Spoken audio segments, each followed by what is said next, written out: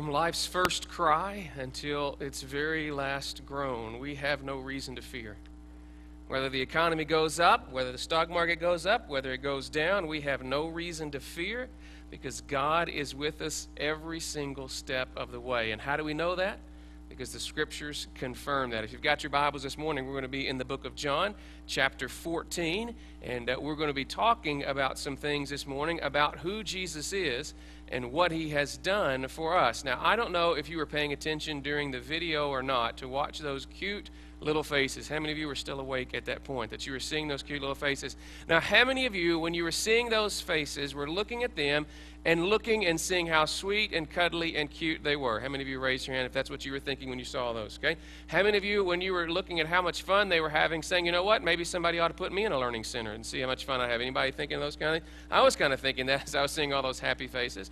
What I was thinking about, though, in my situation, and maybe yours as well, that how quickly kids grow, because my kids used to be that age. Was anybody thinking that, or was I the only one thinking that? Okay, there's about 3 of us here that were thinking about that.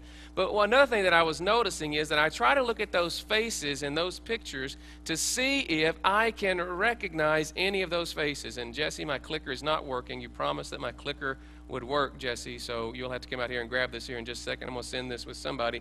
Paul, would you do me a favor, sir? You're still awake at this point. Would you take this clicker and take it back to Jesse and see if he can get it to work? Would you do that for me?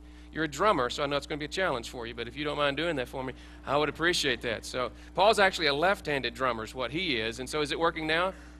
No, Paul, take your time, Paul. I've only got 30 minutes. It's okay. You can do that. But what I was noticing, Paul's one of my favorite friends. He's my Saturday night guy, and so we have a good time on Saturday nights. We had those. But what I was noticing on those pictures is how sometimes families will resemble one another. Oh, there we go. We got that clicker working. How many of you have children that look very similar to you? Anybody raise your hand that you'd be accused of that sometimes have been accused of?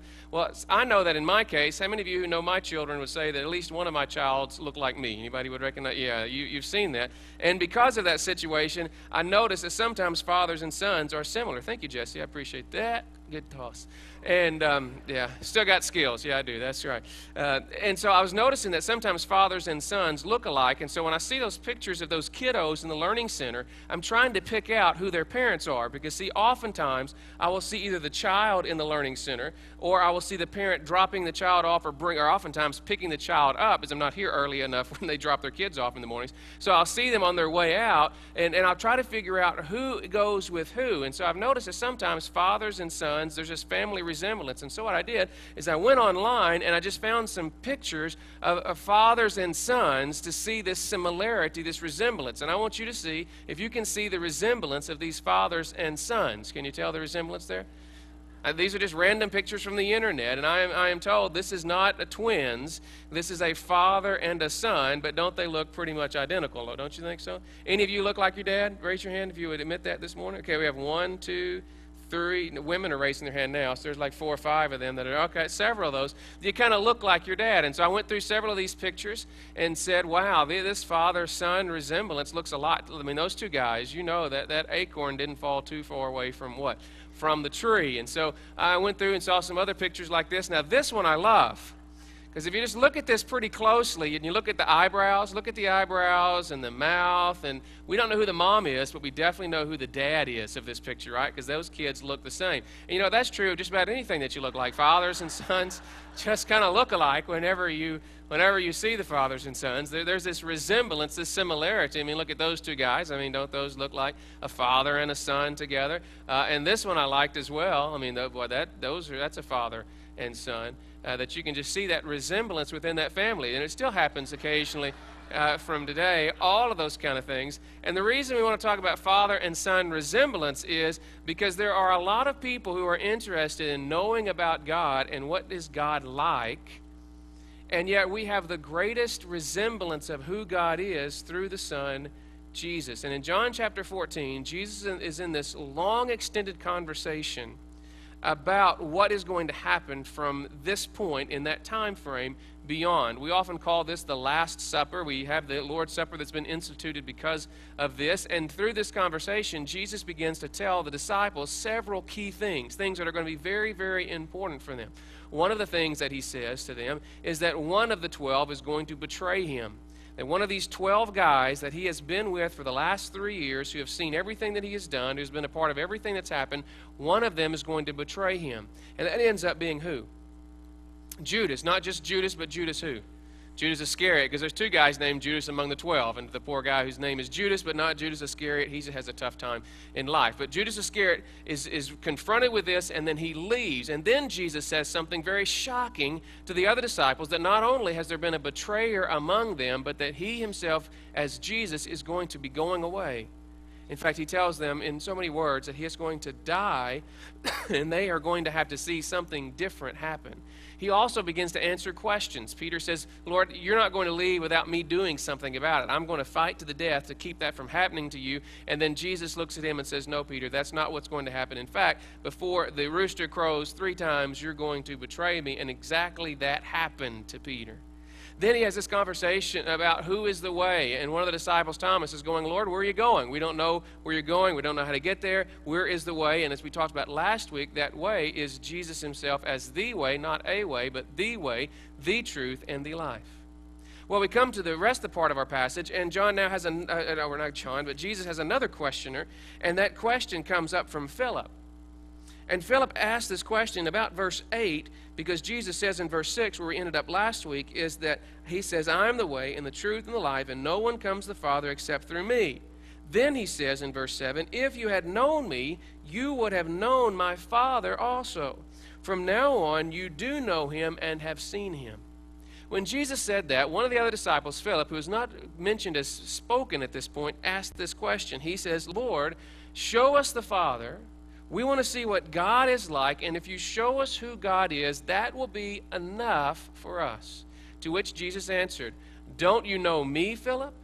Even after I have been among you for such a long time. About how long did Jesus spend with his disciples?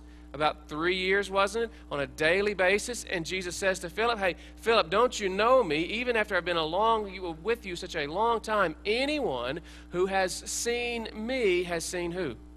The Father. You want to talk about the ultimate family resemblance. No, it is not me and my son Nathan. No, it is not you and your father. It's not any of those stormtroopers that we saw or any of those other things. The ultimate resemblance between father and son is Jesus and his Father. In fact, Jesus goes on to say, how can you say, Philip, almost frustrated with Philip at this point, how can you say, Philip, show us the Father? Don't you believe that I am in the Father and that the Father is in me? And in verse 11, he wraps up this section by saying, believe in me when I say that I am in the Father and the Father is in me, or at least believe on the evidence of the miracles themselves. Because Jesus makes this claim that not only is he resembling the Father, but he and the Father are the same. In fact, that is what ultimately cost Jesus his life among the Jews, because in this conversation, Jesus uses the name of God, as John marks out 7 different times, this concept of I am. Because I am is the name that God revealed himself to Moses in the very burning bush. He said, I am. Remember when he asked, who am I supposed to say I'm going to in the name of the Pharaoh? You remember that story back in the Old Testament? God says, I am. And so when we come to the New Testament, Jesus says that he is, and that is what got Jesus in trouble, because he claims not only to resemble the Father, but that he and the Father are one. And notice here, he says, even if you don't understand that, at least you've got to believe that something is happening because of the miracles themselves. Now think about some of the things those disciples saw. Some of the things those disciples saw, some of those miracles included many things. They included what, for instance? Anybody know a miracle that Jesus performed quickly? He turned water into wine. We as Baptists like to start there, don't we? And say, hey, look at that one. And so he turned water into wine. That was one of the miracles that Jesus did. What's another one of the miracles that Jesus did? He raised up Lazarus. He raised up a dead man to life. That's a pretty huge thing. There was another one over here I missed. What was over here? He fed 5,000 people. That's exactly right. What else did Jesus do? Gave sight to the blind. He healed people over and over again. And guess who was at the front row of all those things? These 12 disciples, 11 at this point, they had seen all of those things, and yet they still wonder what God is like. And you know what? Jesus said this, anyone who has seen me has seen the Father. And you know what? That's a very important question for us today. Because many people are asking, what is God like today? I ran across a startling number. It startled me when I first saw it because I said it can't possibly be true. But I read an article just recently that gave us the percentage of the United States population that believes in God. Now, I found this kind of interesting because this was a USA Today Gallup poll. So this is a USA Today poll. So it's not a Barna poll. It's not Slanted Christian. This is USA Today and a Gallup poll. And they went out and they asked people. This was as a result of the Day of Prayer was the reason, that the rationale behind this. But they went out there and they asked people, how many of you believe there is a God? And do you know what the percentage of people that in America today say that they believe in God? Well, how many of you think it's 50% or less? How many think it's 50% or more? Okay, good. Just want to check on you every once in a while, just see if you're still with me, all right? In fact, the percentage of U.S. population that believes there is a God is actually, according to their most recent research, 92% of Americans still believe in God. Now, that surprised me because that seems pretty high, because it seems like everywhere in our culture, they're trying to stomp out belief in God. So it kind of feels like everywhere you go, well, there is no God. Every science show talks about billions and millions of years ago. We started with nothing, and all of a sudden, ta-da, here we are. You look at sometimes in the schools, you can't really supposedly talk about God in the schools. And the courts, you can't talk about the God. And yet all of that work and all of that effort has not yet convinced us, because 92% of our population still believe in a God. In fact, only 5% believe there is no God. There are 3% who the question was just too tough for them, apparently, in answering this question. But the research says that 92% of the population believes there is a God. And so the question is then, if 92% of people in the United States believe there is a God, what is that God like? And for many people today, God is merely nothing more or nothing less than a projection of who we are and how we think about life. But Jesus claims that if you want to know what the Father is like, then all you have to do is to look at me. So I want to do something that is very difficult for me and is a challenge, because what I want to try to do is to condense the life of Jesus, this 3-year experience, this 3-year experiment of God walking among us, and I just want to give you some snapshots of those things. Did you notice that the pictures that you saw this morning were snapshots? Did you notice that? That they weren't like movies, they were just snapshots? And I want you to notice that they probably took a whole lot more pictures, but all those pictures didn't turn out so well. Right? Have you ever had that situation? Because you look at that and you're like, man, if that's the way the kids are every day, I'm going to go work in the learning center, because that looks like a piece of cake. All they do is what? Eat and play outside. That's what all the pictures were, right? How many of you believe that's all they do during that time? Yeah. Nobody's showing pictures of changing diapers. Nobody's showing pictures of screaming, yelling faces. Last night we went out to eat at a restaurant. And this restaurant has a couple of unique booths to sit in. And so my kids have to flock there, even though we live here in town and we can sit there anytime in the winter. We were going to go out there, and we sat there. And we sat there beside this family with a kid that was screaming and yelling. I don't know how old she was or he was, like 11-month-old, 12. I don't know how old they were. I get old. But this is a kid that's less than 2 years old, and they're eating there, and they were having the greatest of time because they were yelling at the top of their lungs. And so we have to sit right beside this family, and this kid, every time his parents think that he's going to eat this piece of chicken tender, he will take the piece of chicken tender and throw it in various different directions.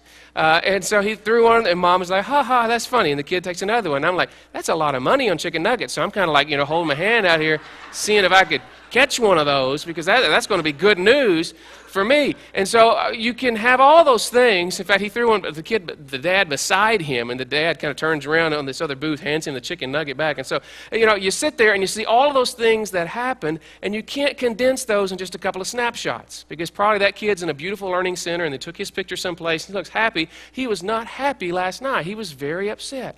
And so it's very difficult for me to take just snapshots, because we know that snapshots don't tell the entire complete picture, do they?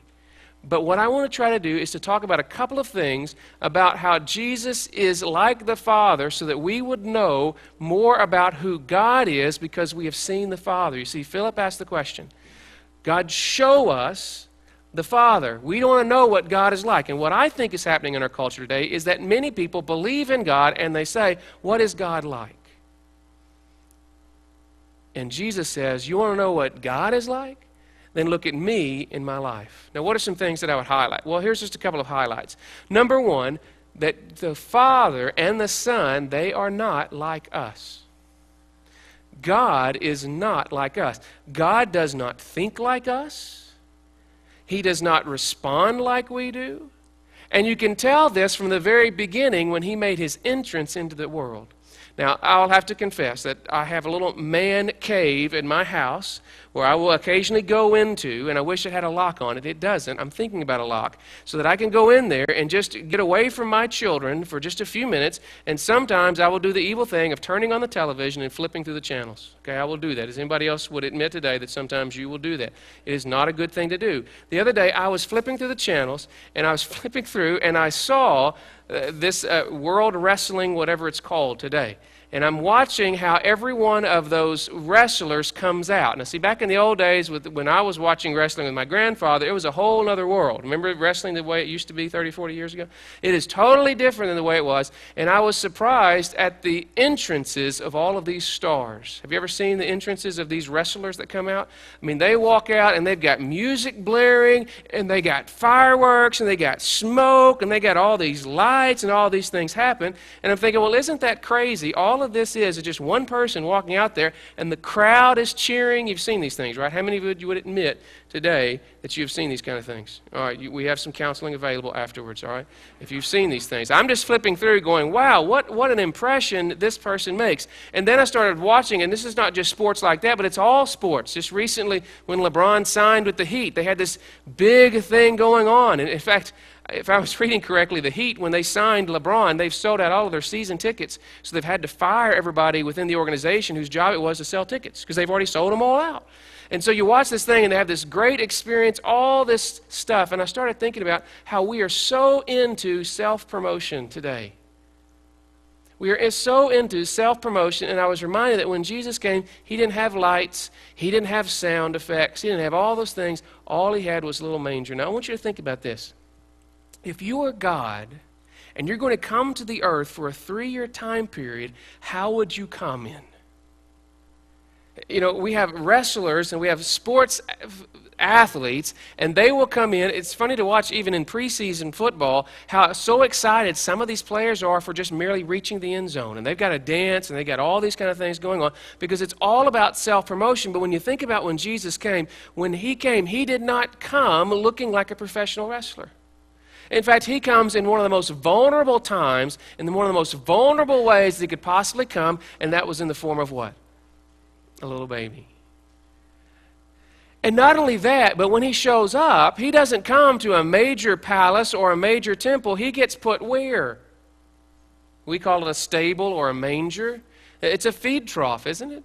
Now, how many of you moms would feel good if you went to the hospital today and they delivered your baby and they said, oh, thanks for bringing him. We're so glad that you got him here. And they go out back into the parking garage and they put him into a little feed trough that they have made and say, hey, your baby is out there. How many moms would enjoy that?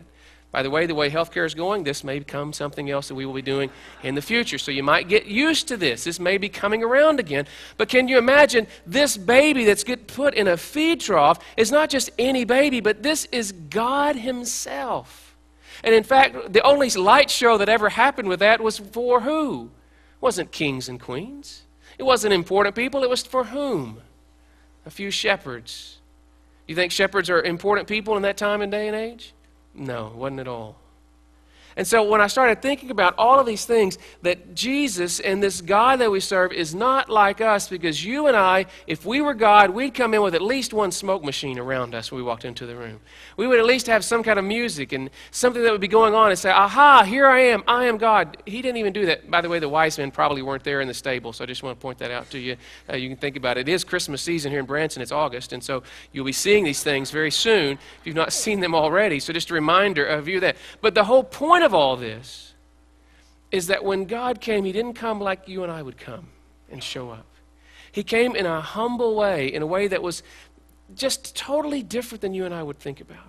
He also, while he was here, demonstrated some things that he cared about, some things that you and I may not care about. You see, when Jesus came, here's another snapshot of him. I can't go into all the exposition of the scripture today. I'm just trying to give you snapshots of who this God is that we have seen through Christ. He cares about the weak.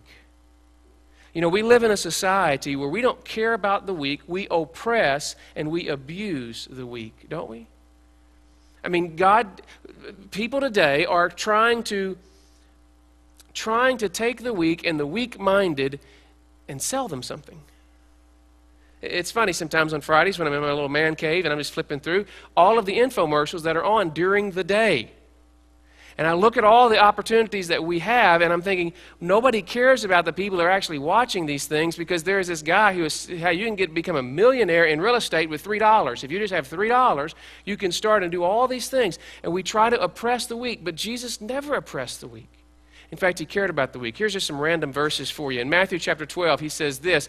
Actually, Matthew says this about him, and this is a verse from the Old Testament that's being re-emphasized about Jesus. He says, "A bruised reed he will not break, and a smoldering wick he will not snuff out till he leads justice to victory."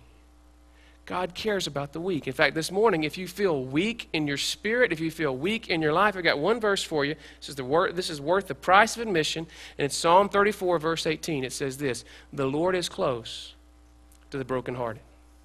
And if you're brokenhearted today, for whatever reason, financially, relationships, spiritually, emotionally, the Scripture says that the Lord is close to the brokenhearted, and he saves those who are crushed in spirit. Why? We have a God that cares about the weak. So many times in our society, we do not care about the weak. Jesus cared about the weak. Matthew 19, here's another little story, and it's a story of children. And he's out there, and he's talking with people, and they start bringing children to him, and the disciples are like, "Hey, don't bother with the kids." And yet Jesus says, "No, let the little children come to me. And do not hinder them, for the kingdom of heaven belongs to such as these."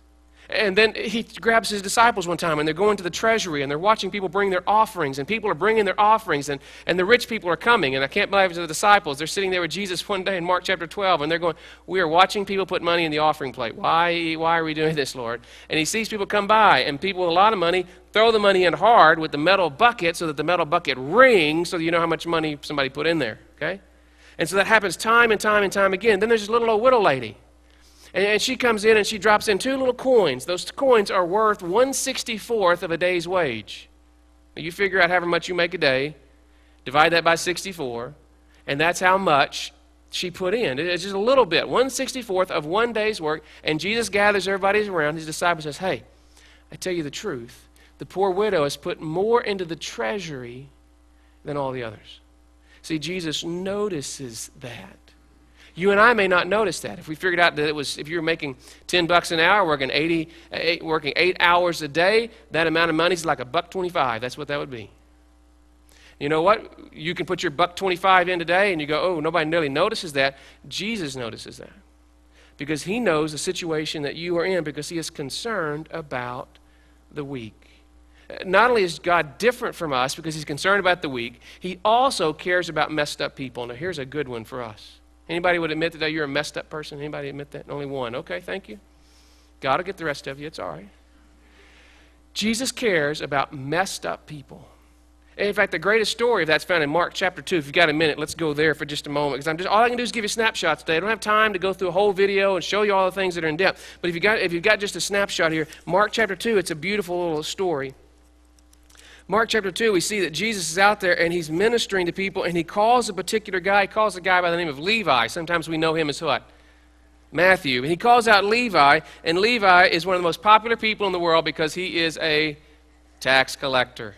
In fact, tax collectors at that time is even worse than our tax collectors, because these were people the Romans would figure out who knew among the Jews who had stuff, and they would go and hire that person because that person knew who had stuff among the Jews, and then he would be able to tell the Romans who had the most money, and he would then become a tax collector.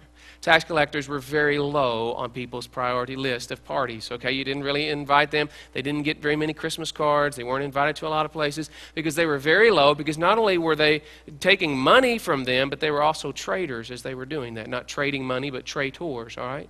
And so Jesus comes to him, of all the people, and he sees him at the tax booth, and he calls him and says, "Follow me."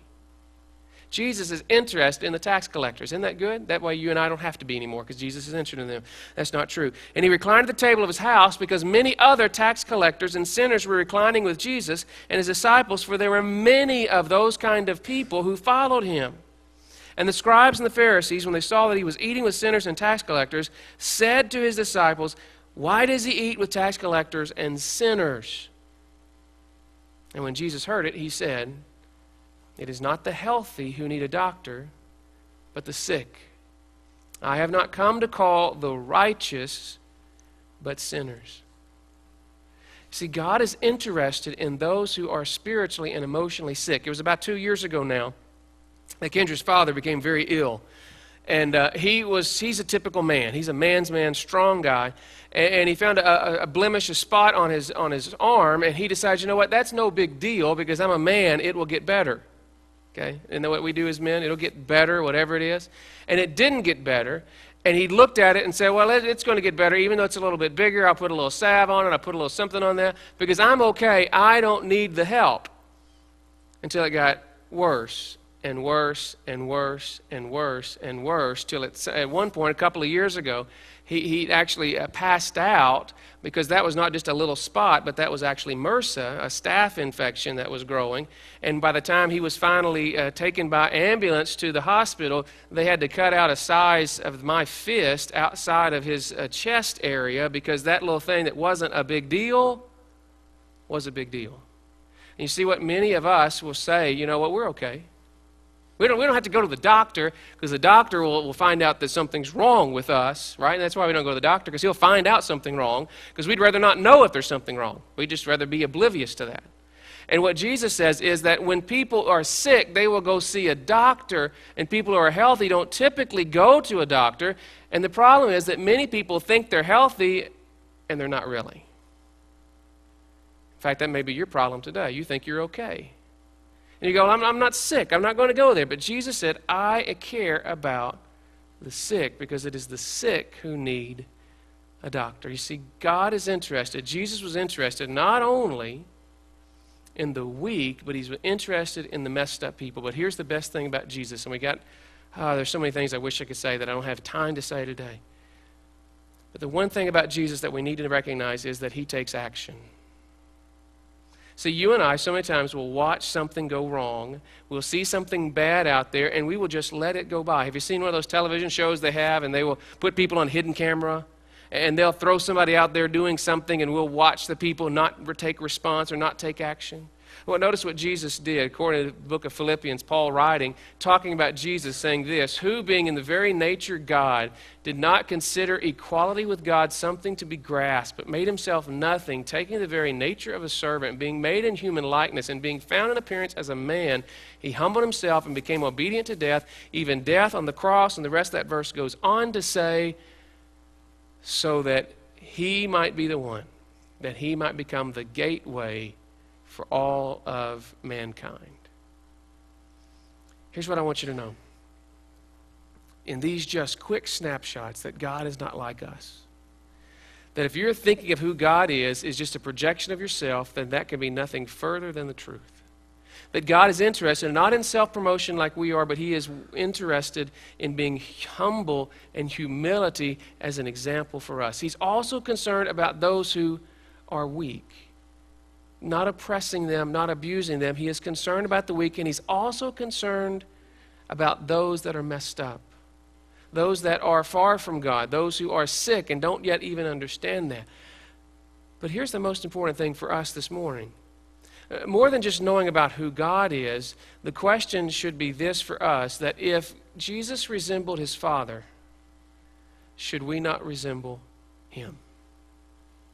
Meaning that if this is who Jesus is and this is a reflection of God, then shouldn't it be our life that we might reflect or that we might resemble who Jesus is? It's very interesting when you study the Scripture. Another snapshot would be in the book of Acts, where the Scriptures talk about the first time that you and I are labeled as Christians. Christian just means a follower of or a part of something. And it comes as a result of Paul and Barnabas being in a place called Antioch and planting their lives there for more than a year, teaching and doing all the things that we should be doing. And the people began to say, you know what, you guys are following that Christ. Before that, they were just called believers or followers of the way. But in Antioch, they began to transition that understanding of what you and I are, saying that we are Christians. So let me ask you this real quick. We got to go because our time's up. We got to run on to something else today. We don't have time to be here. We got other things to do. Let me ask you, if someone was looking at your life, would you look different than everything else around you? Would you live with humility, putting others first rather than yourself? Could someone say, you know what, you really care about weak people, the people that are weak, the people that are marginalized, that you really care about people who seem to be messed up? And most of all, would you be a person that takes action when you see those things? Now, here's the problem. The problem is that God wants to mess us up all the time. Because here's what's going to happen. I'm going to give you this. I've talked about all these things today, and then God's going to do something, and God's going to put somebody in the middle of your path this week. And they're either going to be weak. Maybe at school. Believe it or not, kids will pick on other kids at school. I don't know if you've ever seen this or not. And you as a student are going to be able to see somebody treating another person wrong that is the person that is a little different than everybody else, that is a little bit odd, and God's going to bring this to your mind this week, and you're going to be forced with a decision of what you're going to do. Whether you're going to be nice to them, whether you're going to come to their defense or not. Then God's going to put somebody else that's really sinning. They're really good at it. They're a professional sinner. This is what they're doing for a living, and they're going to be in front of you, and God's going to tap you on the shoulder and says, hey, what are you going to do about that one? Now, the truth is, God has all these kind of people out there to mess with us because he's trying to make us not like ourselves, but make us like who? That we might look more like Jesus, who looks more like who? The Father. And the real question is, we can't fix everybody. We can't solve every particular problem. We can't take care of every weak person. But you know what we can do? We can take care of one.